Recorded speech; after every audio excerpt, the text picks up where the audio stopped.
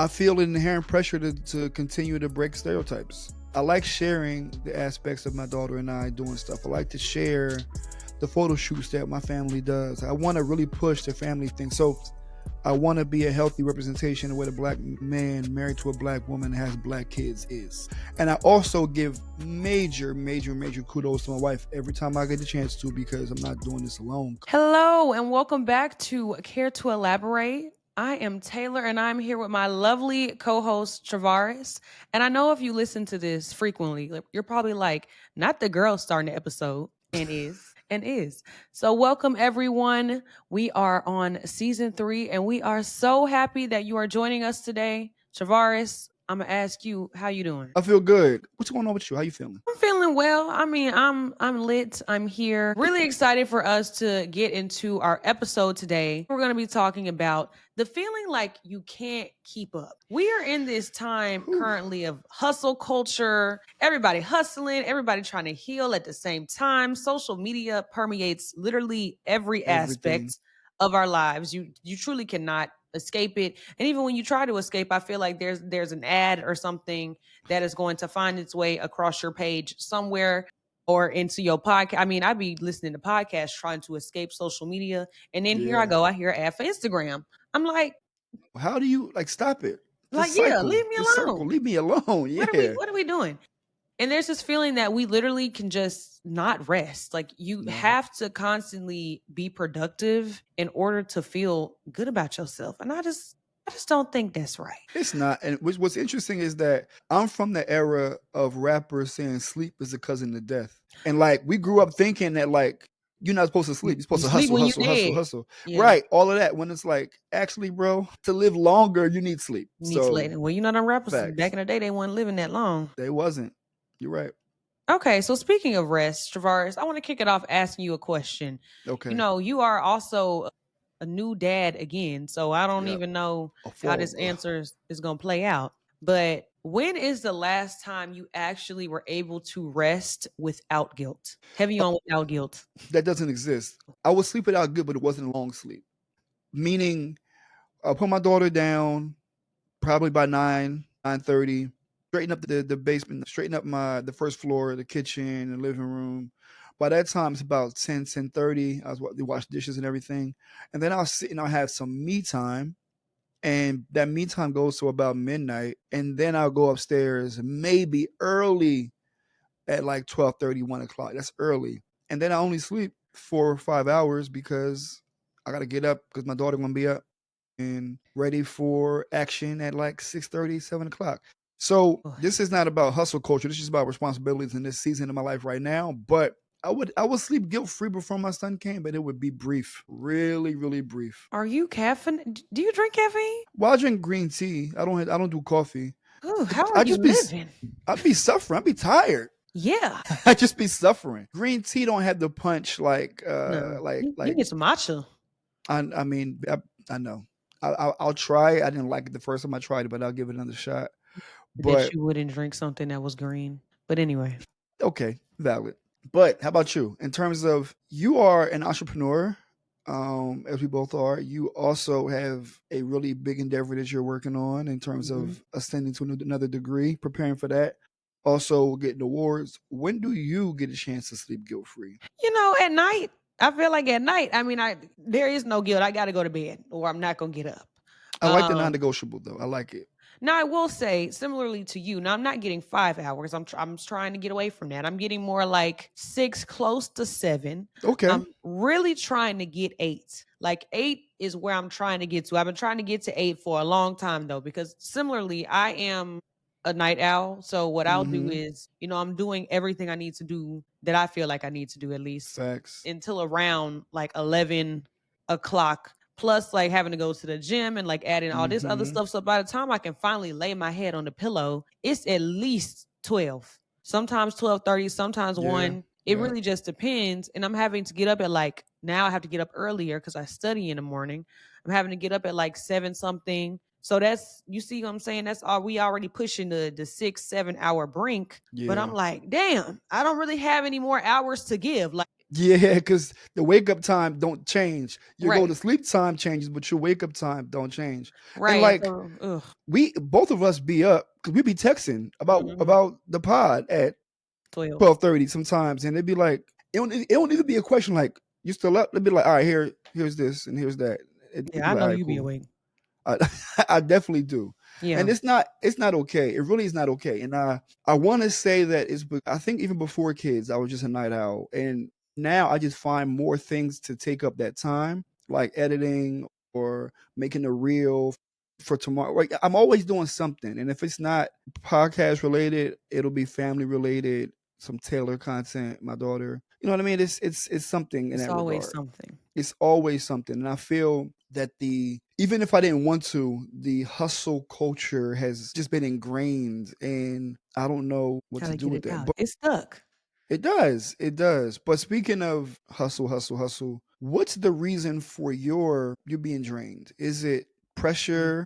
Is it your future? Is it you're not feeling as productive? What keeps your engine going to the point you feel like you're pushing 5, 6 hours instead of the 8? To be honest, it's the fact that I feel like I just need to do things. Like, Yeah. and maybe that is like the hustler in me, but to me, like a lot of this shit is non-negotiable. Like Yeah. I cannot not study for the GRE. Like I Right. cannot not make a post for LinkedIn. Cannot Mm-hmm. not go. I definitely can't miss the gym.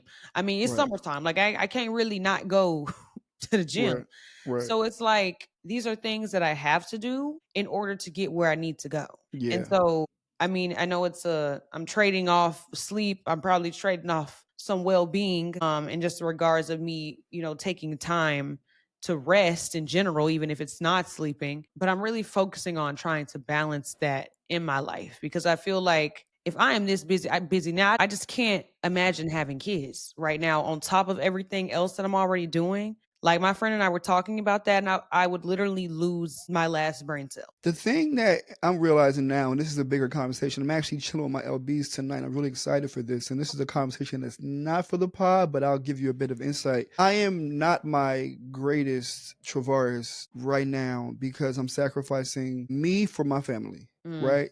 I'm sacrificing the self-care that I used to dedicate to myself for my daughter, my wife, and my son. And there's not enough time in the day to do all of it right now because of the circumstances that we're in. My son is so young that my wife had to dedicate all the time to him. So it was just me and my daughter rocking and rolling. And she's a toddler, a lot of energy. So I don't have time to do what I need to do. That being said, I don't look the way that I want to look. Like I'm just not, I don't have the opportunity to dedicate the time to myself that I need, right? Everything's about convenience in this space. And I love the non negotiable because for my whole life, basketball has been non negotiable. And right now I can't play. And now I'm trying to find different ways. I just bought a weight bench today that's going to get Amazon to me. So I'm trying to find ways to get back to me, but it's the trickle effect of because I have what I want in my family. I'm so rich in this area that I have to find other ways to contribute to what I really need. And but if I don't get those things, it impacts my self-worth, which then Mm. further impacts the main thing. So having kids requires you to just shift. It requires you to bend, right? And you have to find what's majorly important. Like I love that you have your non-negotiables because your non-negotiables don't move. And once you have those in place, everything will work around those and it'll be fine. Yeah, man. So, to all those who are listening who have not had kids yet, make sure you consider these things before you start having children. I think that's so important. People tend to have kids sometimes and not think about the long term effects. Yeah. So, definitely consider these things before, I want to say before it's too late, but before you take some specific actions. And one of the things that you mentioned too around you having time for yourself and like trying to also have time with your daughter. I mean, you better take her on some hot girl walks. A hot girl walk, Yeah. at two birds, one stone. You can get your miles in. She can go Mhm. explore the outside. Mhm. Shoot, you better take her to the basketball court, let her dribble her own little ball. I can't wait. But yeah, so I'm trying to make sure that she's as active as she can. Right now it's like too hot for her to be like I think he's went on a walk just now. But Yeah, in the it's too hot to afternoon it'll be miss. a little bit too hot to take our walk. But our walk around the block is like a half a mile. And what I usually do is I take that walk with her, the half a mile, then I try to pull off, and I do it a couple of times myself. Oh, look at But that. I'm trying to squeeze as much as I can in terms of getting some activity in because I ain't going down like this, bro. He Not going said, down I'm like about to this. lock in no matter what it takes. Yeah, man. Just you know, and it don't have to be physical. The same thing could be said for mental. In the event that social media continues to beat us up mentally, and you figure it like, yo, I used to be sharper. Or I used to my memory used to be better, Okay, same. right? I've been I trying to saw figure out why I can't think. I saw this. I'm going to butcher this, but I seen this MIT study last night, up at God knows what time, about the impact of ChatGPT and how it kind of suspends your brain. Yeah. They had two brains, one that was writing an essay, a college level essay without ChatGPT, and the other one was writing a chat essay with ChatGPT. The impacts and the results were the person who wrote their essay with ChatGPT couldn't remember What it was one about. sentence Yeah. even an hour after it was submitted, whereas the other person who actually wrote it remembers 67% of their essay. And it also says something about it's not an aid, it can be an apathy. It really replaces what you need your neurons to Critical fire thinking for. skills. You know what I mean? So a question for you is, how are you staying mentally sharp while Mm. navigating all that you have to navigate? Because all of the things you navigate require brain power. How do you stay sharp with the algorithm whooping our ass? Well, for those who do not know, I am currently studying for my GRE. And in the GRE, there is no chat GPT. There is no Right. chat. Like I've been literally reading textbooks, writing notes by hand, solving math Highlighting. problems, literally solving math problems by hand, no calculator. So for me, that's been a good balancing act, especially right now as like chat GPT just gets smarter and smarter and people are just Yeah. using it for everything. I did not think of this as like this helpful. I mean, I knew it was going to be helpful, but I didn't really think about it in this regard until now. But me studying for my GRE is me turning my brain back on. Up. There, Yeah. yeah, Yeah. and there's no substitute for that because I either get the score because I studied or I don't. So with me, that's been something that's been really good at making sure that I am using those critical thinking skills, that I'm also using my memory. I'm having to Mm, memorize the definitions of words that I really don't know. And again, like I might ask Chat GPT for like a tip on how I can mind map it. But other than that, like yeah. I have to do the work to actually commit it to memory. Right. So that's really been a big balancing act for me. And also I've been trying to in my work, like if I am writing an email or something, I've been trying to really make sure that it is me writing it, not Chat GPT. Mm-hmm. It's also refreshing, and this is something that I want to let people know who people who are frequent users of any AI tool, Claude, Gemini, ChatGPT, look at your work before there was a Yeah. chat, right? So I looked at an email, no lie, an event that's happening this year. I looked at the email that I wrote for that thing last year, and I was like, "This nigga cold, bro. This whoever wrote this email is like that," because I didn't even have the energy to put into the email that from of the same event this year. I didn't even have that spunk. I didn't have that spark. I read the email. I was like, "This nigga here is a great program manager." The energy that I feel today in 2025, I was like, And I'm Chat about to GPT. nah. Yeah. I was like, I'm gonna just copy and paste this and just update the thing. But I usually don't do that. But looking back at my older work really made me feel like number one, I got it, and it was a boost of energy for me. So the chatty Hmm. chat can really pacify you and make you feel good temporarily. But when you get those follow-up questions in real time, you're like, Mhm. And I'll that's get back to you. also why I try to write all of my LinkedIn content by hand too, because Yeah. a lot of people use AI for all of their content. Like, yes, it is a great thing to get some ideas flowing, maybe to get you your hook. But like, I really have tried to write all of my content by hand as much as possible. Mm-hmm. Because to your point, like people, you're talking to people, you're offering this advice, and it feels not as genuine. Imagine that you Yeah, giving is it tips with Taylor or is it tips with AI? You know with what I mean? ChatGPT, Like, right? yeah, like that's not okay. Right. So let's talk about, we're talking about all this social media and what this looks like for us. And I really want to hit on this aspect of what the relationship with social media looks like for you, because we kind of touched on it. And you Hmm. are someone who is constantly posting. I mean, you be posting stuff for our podcast, you be posting stuff with your daughter, you be Hmm. posting your own, you got the Meta Ray bands.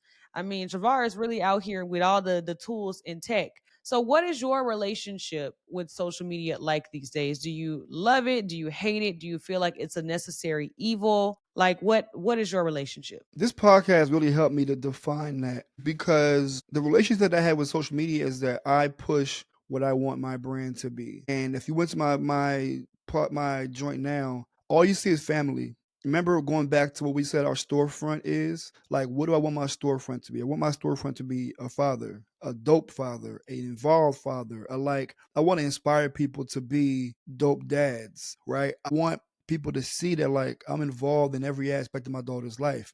And I also give major, major, major kudos to my wife every time I get the chance to because I'm not doing this alone. Clearly, she's really being amazing with the amount of work she put in with my daughter. But I feel an inherent pressure to continue to break stereotypes. And maybe that's not my bear to cross, my cross to bear, but I feel like there isn't enough. So I like sharing the aspects of my daughter and I doing stuff. I like to share the photo shoots that my family does. I want to really push the family thing. So my relationship with social media is I want to be a healthy representation of what a black man married to a black woman has black kids is. That's Okay, and I have a follow-up question. hmm So, how do you balance being present with your family, like in the moment, but also yeah. being visible online? Oh, that's a good question. So we went to the park a couple days ago. She was just so there's this park is amazing. It has like the little kids joint, and then it has on the other side it has like the big kids park. So Taylor loves the swings. My wife always takes her to this park like once a week when the weather is great. It's my second time taking her by myself. So we went to the park, and I was like, she just loves the swing. She don't want to get off the swing. She want to be on the swing for 30 minutes. And then I'm like, all right, baby, we got to walk. So when she's walking and she sees the big kid park, I just happen to grab my phone and record her excitement. And then I'm like, all right, at the big kid park, I got to document this shit because she is so excited. Some of it is like I'll share, some of it is like I want to just be in the moment. So it's a balance. If she's going on a space or something that's big and it's like it looks cool, I'm like, I'll record it. But it's literally like 60% recording, 80% present. Like whatever you see is Did you it say pales. 60, 80? No, pardon me. Okay. 20% recording, 80% present. That's the balance that I have because you have blinders when you have kids. You just think everything they do is the coolest shit ever. So I want to document it. Some things I don't share, some things I want to share because I want people to see like I don't know the joy. And it's also a historical record for us, you know. Okay. So you've, without like necessarily making it a balance, it's become a natural balance for you. Yeah, and not like I said, not everything gets documented. Like Okay. every time you see me post, it's not like it's my weekend with because I have I'm a co-parent. Like, nah, this is only a percentage of A the bit amount of, of you know what I mean? Like yeah. if I was to record our mornings, man, our mornings start with me getting her and brushing her teeth, washing her face, bringing her downstairs, making her breakfast, or playing her music. Like we have a tailored playlist. All she does is dance and sing and want me to, No, pick that's her up. right. And we dance together every morning in the kitchen while I'm making her breakfast. And I tell her one more song, and she's like, no, no, no, two more songs. So we do this song and dance every morning. So there's so much of our day that I do not document. Even our go to bed schedule, and I give her affirmations and I read her 4 books before we go to bed. That's not for consumption, but some things that I want to share because I want to inspire people to be good dads. Shout out to all the good dads out there. Shout out to all the black dads out there. We see you. We appreciate you. You got a good dad too. So I'm sure he'll Oh, be I was shouting him he out in the. He can get that. He was a part of that. Shout out, yeah. Father. If you listen to this, which I hope you got this far in the episode, because you be cutting it off in the first 20 minutes, which is wrong. But anyway, if you got this far in the episode, I appreciate you. Happy belated Father's Day to all the dads out there. Shout out to all the dads, all the good dads. Yeah, all the good y'all deadbeat ones can Nah, they anyway. don't even know how they make those anymore. But let's They shift. make them. Sorry. Let's shift a bit to some words that we hear on social media a lot. And this is 4-letter word that I think is misused often, and that is heal. Everyone's on their healing journey. Everyone is healed. I don't want to date anyone if they're not on their healing journey. They do I've be saying healed, it. so you should heal, right? How are you finding your way with being busy, navigating the algorithm, but also healing in a little bit of space that you have that you dedicate to yourself? How are you trying to ensure that you are healing the parts of you that may have been out of whack? Well, number one, this is the first place I'm starting is taking my black tail to therapy. You know, especially in the black community, therapy it's becoming unstigmatized now. I feel Yeah. like due to the work of the millennials and the Gen Z together. But Mm-hmm. I mean, even still, it is so important for me to go and talk out my shit, Yeah. especially as I focus on healing. You know, they talk about healing your childhood self and all of that. Yeah. For me, the number one thing is therapy is a non-negotiable. So even if I don't go every other week, I do go at least once a month. And I had that conversation with someone who is licensed to give me advice Right. or licensed to help me change my way of thinking. So that's number one, like really taking the time to go and seek that out. Number two is also realizing that if I need to heal, I need to take time away from social media. Yeah. Step So away. yeah, Mm-hmm. I need to step back. So normally what I do is I try to every quarter at least take a week or so off. For example, like this week, I don't know, I feel like LinkedIn has just been a lot for me to balance with studying for the GRE, and now I recently got this promotion and I got other stuff to do. So Mm-hmm. like I'll take a step back. So I haven't posted or like made content on LinkedIn this week because to be honest, like if I want to really heal and make sure that I am my full self, I need to make sure that, you know, I have time to sit back and reflect. Yeah. And so I took that week off, this week off in order for me to do that. And I think the third piece too is what I just mentioned of this idea of just self-reflection in general. In Mm-hmm. order to heal, the first step is you gotta really be self-aware and admit, you know, where Gotta you do that. need Gotta do that audit. you got to Do do that that self energy audit. audit. And Yeah. a lot of Yeah. people are too afraid to look inside of themselves. I don't have that. I be looking. Yeah. I be all up in look, I be in the crevices. I'm trying to get to the bottom of this. And so for me, really taking time to reflect, whether that's journaling, whether that's sitting in silence. My therapist really has encouraged me to take a couple of minutes every day to just sit, not do, not I'd listen, pay a nothing. dollar to see you sit in silence. I don't think it's possible. Fun fact, it is. I actually have done it in public too. I sit in silence. I don't say nothing. I don't talk to nobody. I don't pick up my phone. I just sit. That's called people watching because you be judging on the inside. Sometime, okay, I did when I did it in public, I was people watching. But when I do it at home, I just sit and I look at the wall. I sit and look at the wall for like 5 to 10 minutes. That's incredible. I didn't think it was possible either. I told them when they told me to do it, two people told me to do it. I was like, I don't think I can pull that out the bag. But Yeah. it has been helpful in like me just allowing my thoughts to just process Yeah. without me needing to action on them. That has been helpful. And I think I said that was the last part. But the true last part is putting like the healing energy also out into the environment. Like Yeah. taking what I have learned through healing myself and using that to better my relationships with other people. So I'm really trying to focus right now on like real communication. Like I think my biggest thing is I am somewhat avoidant and like I'm trying to heal that part of myself so that I can be more straightforward with folks. Like this I'm like a mix of I'm either too honest or I'm gonna beat around the bush. I So was I'm gonna say I feel like you bring it to their trying to doorstep. no. No? Is it that you don't bring it to the doorstep of the people that you care about? Is it are Yes. you okay, say less. Say less. Yeah. Like when I really care about you and I am it depends. It really just depends on the situation. Like if I know what I'm gonna say is gonna be like, damn, that hurt my feelings, or like Mhm. some shit people don't want to hear, I try to avoid it. I get that. I'm non-confrontational. To those who you love. Yes. Now But anybody else can get the smoke right out. you knock a few bucks to everybody else. Yes, snug of you bucks to everybody else, but to the people I really rock with, like I don't know. It's something about it that just make me be like, ugh, I can't. I don't know. I feel like you should I feel like you're not the only person who feels that way. I feel like you should make a term. You know what I mean? You should I don't need. ambivert it. Like you should make a name and just coin it and just make content around it. Because I Let think me that it is trademark it. incredible. I think that's incredible insight. You are very empathetic to those that you may have to deliver some less than favorable news to. But everybody else that's outside that house, Okay, yup. You gotta name that. You know what? I'm gonna work on that. I'm gonna work on that on Yeah, the side. name that. But speaking of healing, I really want to hear more about your perspective because I feel like this is something that you and I kind of talk about, but I haven't really heard too much of your perspective on. So, number one, I'm assuming you doing work too to heal yourself. Am I correct? Yeah, You go. yeah. So, do you ever feel like you're not healing? I'm gonna put it in air quotes, healing fast enough, or that you need to like fix something to be able to show up in certain spaces? Yes. Now here's the curse. I have a curse. The curse is I am an advocate of therapy. Haven't gone myself though. The Never. reason I'm gonna tell you why. Because everybody comes to me for therapy. People have been coming to listen to me. The self-awareness in me knows that I cannot heal myself, but I've done a good enough job to get me to the point where I am now. I honestly know the answers to the questions that I have, and I told you this in a previous episode.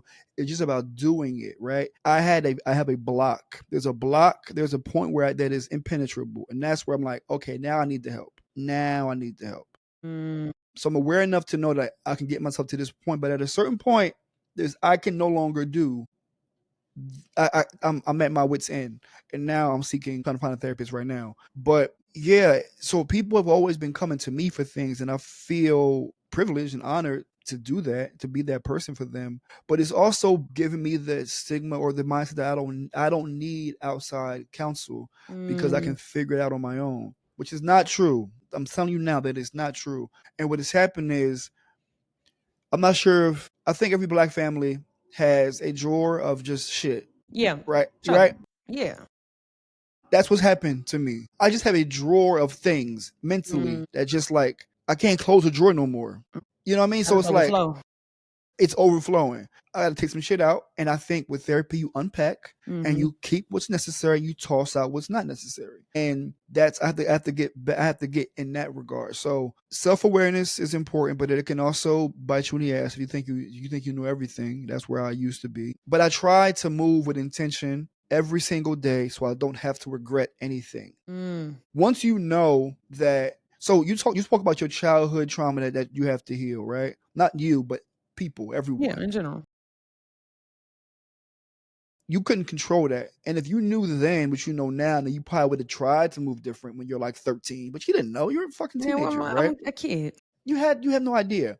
But as an adult, you were aware that your past impacts your future. So once you're aware that your past impacts your future, you should also know that your present impacts your future. So Hmm. from that point that you know, you should probably start moving better so you don't regret these days in 4 years. Mm, So I've learned that some time ago. Like if you live dope today, if you live right today, if you live without regrets, if you don't do people dirty today, then you don't have nothing to worry about. And the things that you need to sort out are just regular life things, not I'm toxic, not I have to be better to people. You know what I mean? That's what I try to do. So to sum it up, I'm seeking therapy currently. I was a little bit too self-aware. I felt like I knew everything, and my box got overflow with things that I didn't need it to be. But also moving with intention from today, whatever today is for you, from day one. Hopefully, you don't regret these days in the future. You know, Travaris, it sounds like we're the same person. I think we already do this.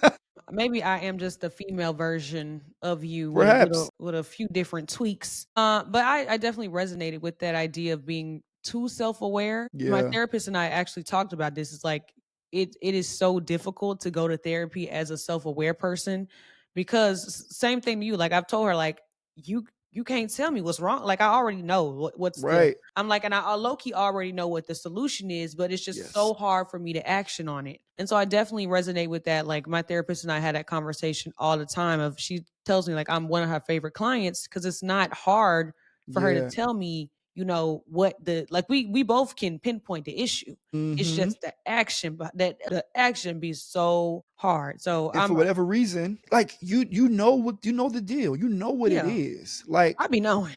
and even more than that, I would imagine I can't say that I'm not in your shoes, but it's probably just a conversation that is literally just helping to illuminate things that you already know or maybe have sunsetted or just like, oh, I did think about that. And maybe for her, I'm assuming it's not heavy lifting. It's not trying to get you to understand. It's more like you know what's going on and she could probably get into her bag of actually talking about how to move these things, move these boulders and these barriers that in front of you, which I would imagine is fun Mm-hmm. versus trying to get somebody to even understand, to even have an issue. Man, me and my therapist be key king. She be weak at me because she be like, Taylor, you know what's going on. Why don't you just? And I'm like, man. She said, there I you go, know. avoiding it again. I said, not too much. Yeah. But also, here's my favorite part that I want to get into therapy for. I don't want to spill my shit on my family. Mm.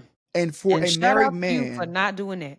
and as a married man, I don't want to have my wife be my therapist because but you know how easy it is to just talk to your partner about things that you're going through. And it's like, I need someone who doesn't know me enough to be able to tell me, like, yeah, that's dumb.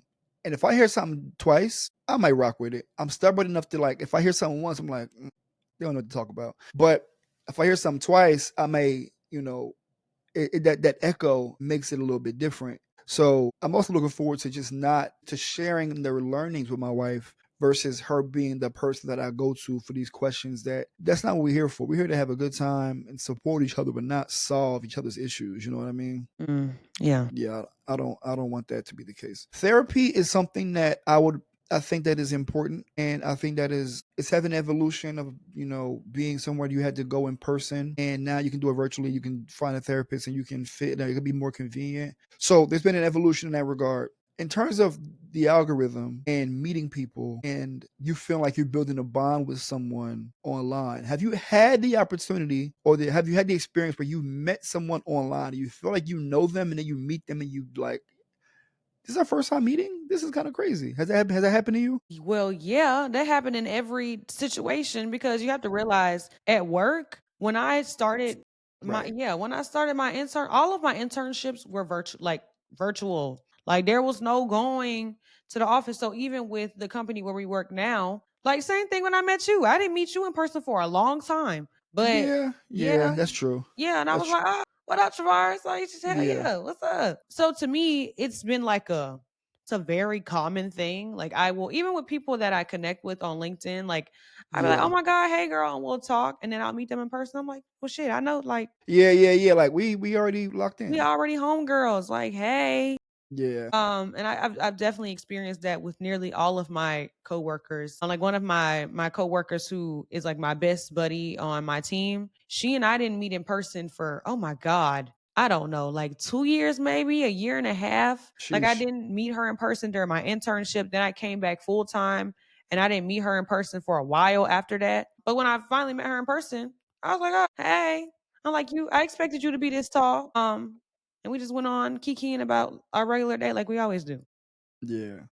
It's such a thing that, like, the algorithm, Instagram, TikTok can really make you feel like you know these people. But also, that's the personal aspect.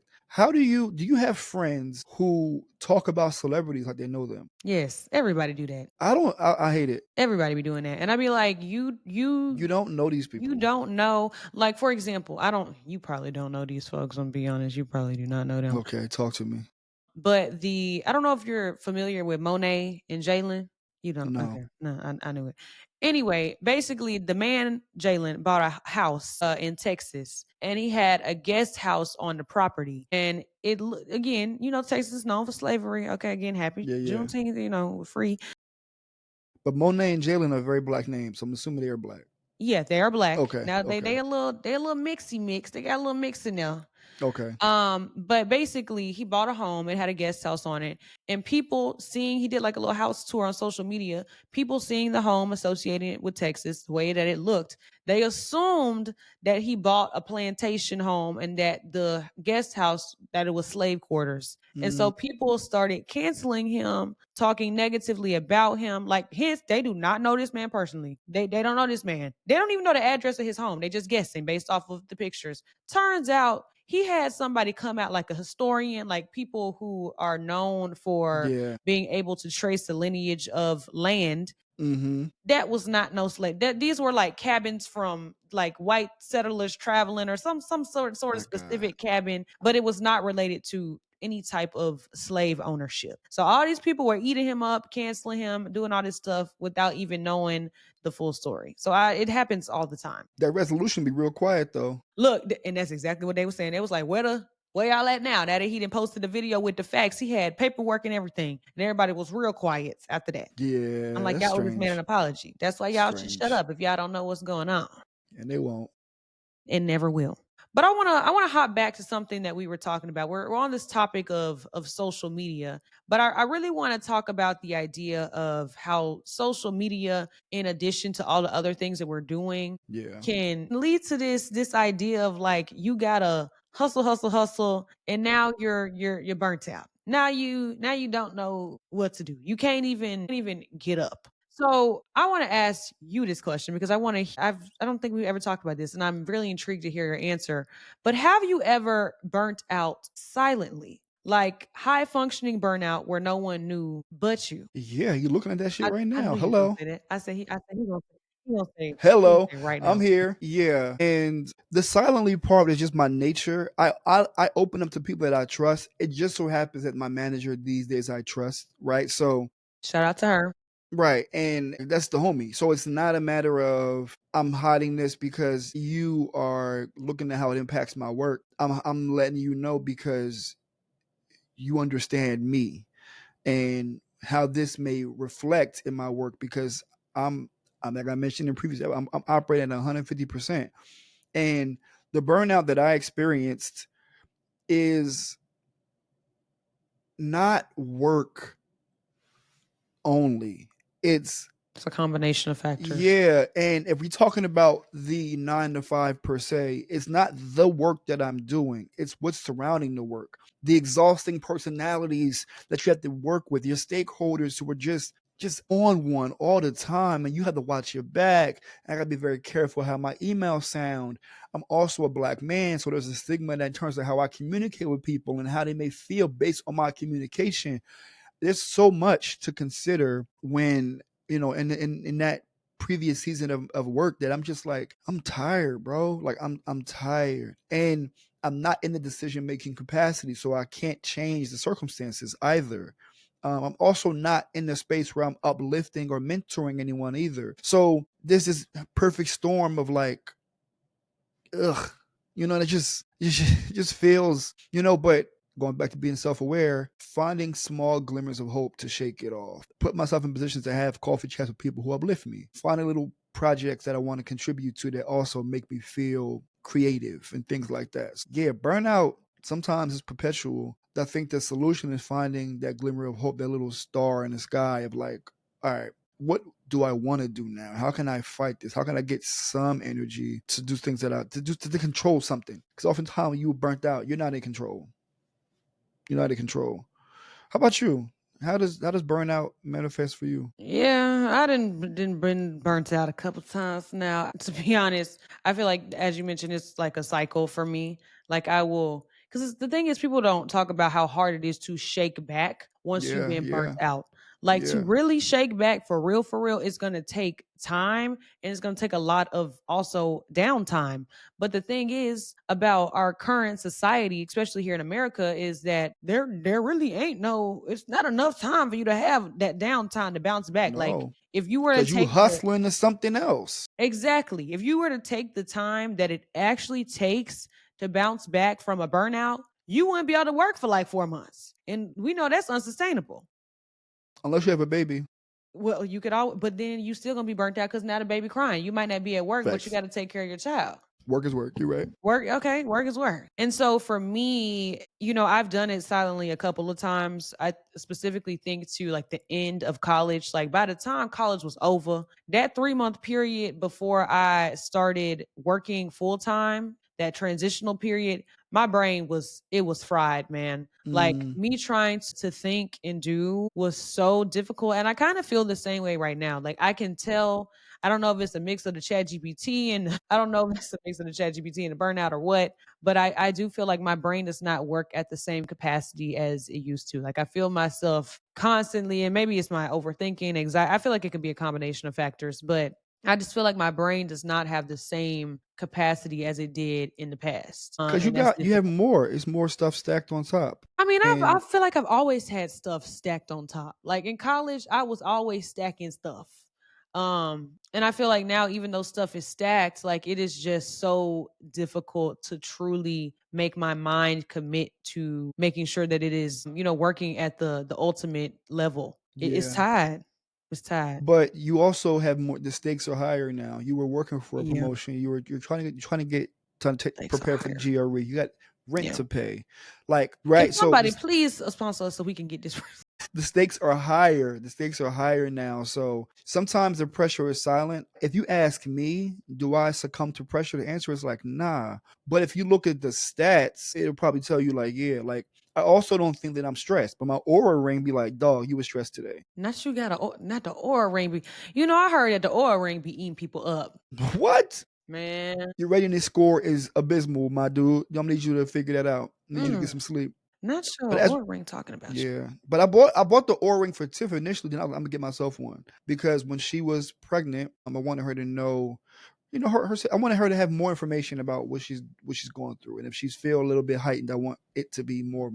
She can measure it, and I found that for myself. I check it maybe every couple of days, and I'm like, oh, okay. I was stressed yesterday, and I don't feel it, but something triggered it in Ooh, order for the ring to. that subconscious stressor. Ooh, So, but yeah, so I want to start something new as we wrap up today. I want to start something called Care to Reflect. Yeah. period. You came up with this. And That was off the top of your dome, wasn't it? of course, Yeah, always. always. But the final question in regards to what we're talking about now is what boundaries are you setting Ugh. against hustle culture, against algorithmic abuse, against social media slander? What boundaries, what guardrails are you putting up against these efforts that are taking our energy and zapping sometimes the self-worth out of you? What are you doing to prevent that? My therapist would love this answer. Well, no, she would love this question. She's not gonna love my answer. I don't know. Because one of my biggest like pain points in therapy is boundaries because I don't have any. I just be all out here. It just don't be. I need to work on it. I don't be enforcing my boundaries as I should. But in the regard of like social media, protecting my peace, all of that, I have implemented a couple. So number one, I try to stick to my screen time. Now, sometimes do I hit Mm, ignore? Yes. But I do have a 2 hour screen time across all social media apps. So that means like TikTok, Instagram, all that. I cannot collectively be on those apps for longer than 2 hours a day. Normally, I'm able to stick below that. So I do have a screen time like block on that once I hit that, it's like your screen time is done for today. Now I will say on the weekend or something, do I hit ignore? If it's late at night, do I hit like once it's like 11:50 and I'm like, oh, 10 more minutes ain't gonna hurt. I might hit ignore or something a couple of times, but I'm really trying to make sure that I don't go over that. I've also started implementing a focus app called Laps, and basically what that is it's like the downtime, like the screen downtime, but like a level up. So instead mm, of just being able to like easily hit ignore, in order for you to like get into the apps that you blocked off to focus, you got to beat the computer in tic tac toe. And that shit kind of hard. That computer, I tried it. I had to just keep on focusing because the computer was beating my ass. I tried to beat the computer. I tried to beat the computer like 3 times, and I was like, "Okay, let me just go ahead back and go focus." So I really like that app because it takes it up a notch to where I truly, like, have to take a step away unless I'm gonna do yeah. some additional actions in order to get back into them apps, which as I was playing Tic-Tac-Toe, I'm like, "Girl, you look like a fiend. Just go ahead and just go back to Just yeah, focus. you got it. You got it. Just I'm over go here fighting the computer. over here fighting the computer." But I would say those are the biggest things. And also just taking time to just take time away from the phone, like Yeah. reading books. I have a library card. I go to the library, I get a new book. I try to get one new one every month. Like going for walks with my dog without my phone, journaling on paper with pen and paper. Like these things I also try to do to take time away. But what about you? What you implemented? I don't know. I don't know if I have any Mm, specific boundaries that I put up. Because I'm not. This is the battle that I'm fighting currently. I don't find that social media is doing a number on me right now. It has in the past, and in the past, what I've done is taking my breaks. I've taken a 30-day break, or them 30-day breaks be nice. Yeah, and in the past I also have put screen time restrictions on. I don't even remember what the thing is, but for me to do that, I had to be going nuts. Like I had something had to be like, what is going on? And for those who don't know me, what nuts means for me is I probably was just spending too much time procrastinating on efforts that I needed to put my real energy into. So I can see me doing that when I was in grad school, something like that. Like, all right, let me just lock in. But what I realized though is I need goals. Mm, I need goals, and I need something to say that I'm working towards that makes all the two of us. time, Yeah. all the time. But I haven't been the best at setting them recently. Mm, So if there's any action item I'm going to take from, if there's anything I want to reflect on right now, is what can I do to provide more structure to my life so I am at my best? mm. Because I need that. I need that. And what I know about myself is that I'm pretty dynamic with structure. And without it, I'm cool, but I'm not as amazing as I can be with like some guardrails, some boundaries, and That's I'm that not type doing A this energy. at this time. What'd you say? I said that's that type A energy. And I don't know. I've been seeing the TikTok joints where it's like I'm a type C mom. I don't know what type I am. I have type A in me, but I'm also creative. And I have the flow of understanding how things are going to be okay. And also I'll get to it when I get to it. So I have a bit of both, Mm. but I need to tap into my type A space so I can really, get it right. Because all it requires is a little bit of tightening. You know what I mean? A little bit of straightening, as amigos say. So All right. Ain't nothing get straight but straightening or whatever they that's get. it. Yeah. Yeah. Wow. All right, take Well, take us home. I know I'm about to. Well, Travarus said My he trying bad. to get in the car and go home. I'm like, dog, hold on, give me a second. Let me close the door, start the engine. My bad. My bad. But today I think the biggest thing that we want our audience to take away is the fact that number one, make sure that you are taking time for yourself, whatever that Facts. looks like for you. Take a couple of moments a day, like how I mentioned. I sit for them 5 to 10 minutes, just sit and reflect. Like you don't have to do that, but whatever is the best thing for you, make sure you are taking moments to reflect. If not every day, at least a couple of times a week. Number two, don't let social media fool you. Don't be getting sucked into that loophole of you having to go down social media and do that stuff all the time. Make sure that you also are taking steps back and taking time to be like, let me put this phone down, let me go touch some grass. Because that is Yes. important Yes. also for your mental health. And the last piece I would say is this idea of really focusing on the idea of like self awareness. If you do feel like you are getting to a point where it is going to be difficult for you to shake back, it is better for you to feel that, to recognize that, and to do something about it early than to Yeah. be like me and Travaris and wait until you super ultimate burnt out and then try to bounce back from that. Because at that point, Facts. it's really difficult to shake back once you are like truly burnt out and your brain no longer works at the capacity that you are used to. So, those are some key takeaways from our episode today. We hope that you enjoyed, and we will see you on the next episode of Care to Elaborate. What a beautiful bow. That was great. That was Thank great. you. Thank We'll you. see y'all next time.